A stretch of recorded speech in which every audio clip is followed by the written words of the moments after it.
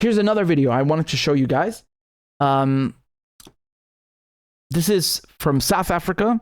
Okay, this is the former president. This is Jacob Zuma, the former president of South Africa. Look at what he had to say. Russia has been saying this is their neighbor. You can't, in a neighboring country, bring NATO. And this particular war is in fact linked to the existence of BRICS.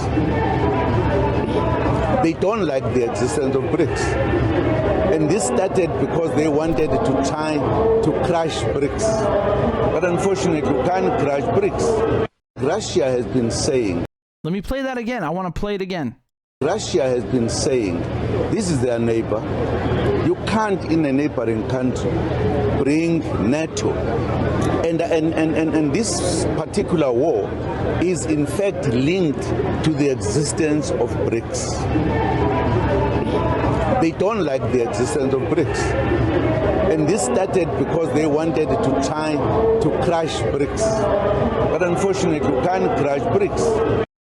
I mean, I know it's just 30 seconds, but it warranted repeating. It certainly, most certainly did. So, yeah, he says this war is because of BRICS. I mean, obviously, it's a bit more nuanced than that. But at the end of the day, let's take a look at this statement. This war is because of BRICS. What is BRICS? BRICS is an alternative to the model, the American, the model of American hegemony, the hyperpower, as we call it after the Cold War, the post-Cold War. The United States, it's a financial and monetary model, the weaponization of the dollar to crush countries with sanctions, etc. BRICS is an alternative to that. Russia is part of that. BRICS stands for Brazil, Russia, India, China, South Africa. All right. It's primarily an economic partnership, but it's not limited to economic partnership. People think that it's just about money and it's just about, because right now Lula, for example, who's the president of Brazil, and he this is his second non-consecutive term, right? So he was in prison because of these fake charges and so on. But back then, when he was doing his first term, he was a founding member of BRICS. And now he was already in talks with Argentina, which is next door, to have their own trading currency, not a replacement for their own currencies, but a trading currency that is exclusively for exchange of goods. And now the same idea is being floated with BRICS. So it's not like in Europe where you have the euro, which replaces, if you choose. Remember, Britain was in the EU and they still have the pound. Many other European countries, or rather EU countries, still have their own currencies. But the idea in BRICS is to have a trading currency that is backed by like actual things, not hot air, and not just printed at will. This stuff is backed by real minerals, by oil, by things that count, and maybe by gold. This is still being discussed. So yeah, I mean, in a way, it's this war against Russia. It's the United States, like their last ditch attempt to save a sinking empire, because the United States sanctions so many countries. It's like a self-fulfilling prophecy. They thought by isolating countries with sanctions that they will get rid of them and they will just disappear into irrelevance and nothingness while people suffer there. And it's actually the opposite. You got the United States got so many sanctioned countries, and the EU has sanctioned so many countries that these countries have banded together, and they're like, what? Screw you.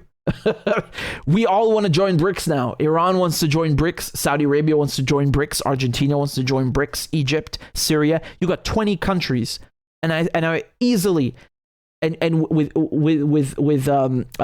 complete clarity tell you it's 20 plus without question. You got dozens of countries that want to join BRICS. It's just that not all of them have made the formal applications. Okay. And they're going to have a BRICS summit this August in South Africa, in Pretoria, if I'm not mistaken. Or perhaps it's going to be in Johannesburg. It doesn't matter. It's in South Africa. And you remember I was telling you about them giving, they wanted to get around this ICC warrant for Putin and so on. So they gave everybody immunity. But that's actually, it's not uncommon to do that. Anyway, that's not the topic. But yeah, it's definitely because of BRICS in a way. Because the United States, they don't want a world where they don't control the monetary and financial system, and it's just gone too far. It's gone way, way too far. And the irony of all this, the biggest irony that I tell you, and I've been saying this since the beginning because it was apparent very quickly, is that after the war in Ukraine started, or shall we say it exploded in 2022, what happened? The ripple effect, because of more sanctions on Russia, it really went haywire, and now it has fast forwarded. It has put the transition to a multipolar world in turbo mode.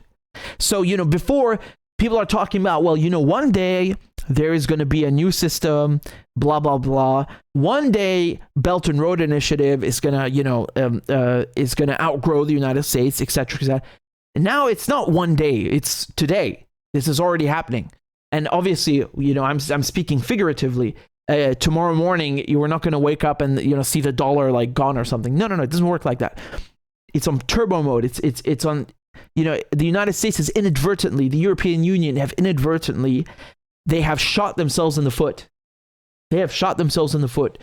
Their attempts to crush BRICS, to crush Russia, is backfiring like on an unimaginable scale. I mean, I was telling you guys before how, I covered this, how Russia, for example, they're opening a Sberbank or Sverbank. I'm not sure if I'm pronouncing it correctly. It's a Russian bank. They're opening another branch, a new branch in Syria. Okay. They have something called Mir, which is a payment system. Because you remember, Visa and MasterCard pulled out like idiots. They're so dumb. By doing this, they basically, they rolled out a red carpet and gave away their entire market share to Mir. Well done, you morons. So anyone who has a Visa or a MasterCard inside Russia can only continue to use it inside Russia, but they cannot use it outside of Russia in any fashion. Okay, so Mir comes along and they say, hey, you know what? We're going to link up with Union Pay, which is like a Chinese equivalent. And now you got Turkey expanding the acceptance of Mir payment system. So Turkey's like, it's a NATO country, but they're also on good terms with Russia. It's very complicated, right? So, and buying Russian weapons and so on. So Turkey, because they get a lot of Russian tourists and they want to make sure that they keep coming and spend money there and so on, they're like, okay, we're going to make it easier for you to come spend your money by letting you use your Mir card because you can't use Visa and MasterCard. Then you have Iran and you got Venezuela, the other sanctioned countries, saying, we want you to link your banks with ours, and we want to use the Mir system. I mean, this is like just one example. What I've just given you is one example of how the sanctions are backfiring. Another example, look how Russia is selling oil in the East now. They don't give a crap that Europe doesn't want their oil. It's Europe's problem. Europeans, they can go and buy their LNG from the United States, the gas and oil, they can get it elsewhere at 4 times the price. Guess what? The Russians are going to sell it to the Chinese, they're going to sell it to the Indians, and continue to make bank. They were making even more money after the sanctions than before because the price of oil went up. I mean, we can stay here for hours, and I certainly have been here literally for hours and dozens and hundreds of hours talking about this because I find it fascinating. And I'm just trying to show you how when we say BRICS or here, Jacob Zuma is mentioning BRICS as the root cause of this war. He is not talking only about BRICS. He's talking about the idea, the concept of a multipolar system, of a multipolar world. You can say Belt and Road Initiative. You can say New Silk Road. But now it's not BRICS anymore. It's BRICS Plus. Remember that. BRICS Plus. Because so many countries want to join that the acronym would become too long. We'll leave it at BRICS Plus.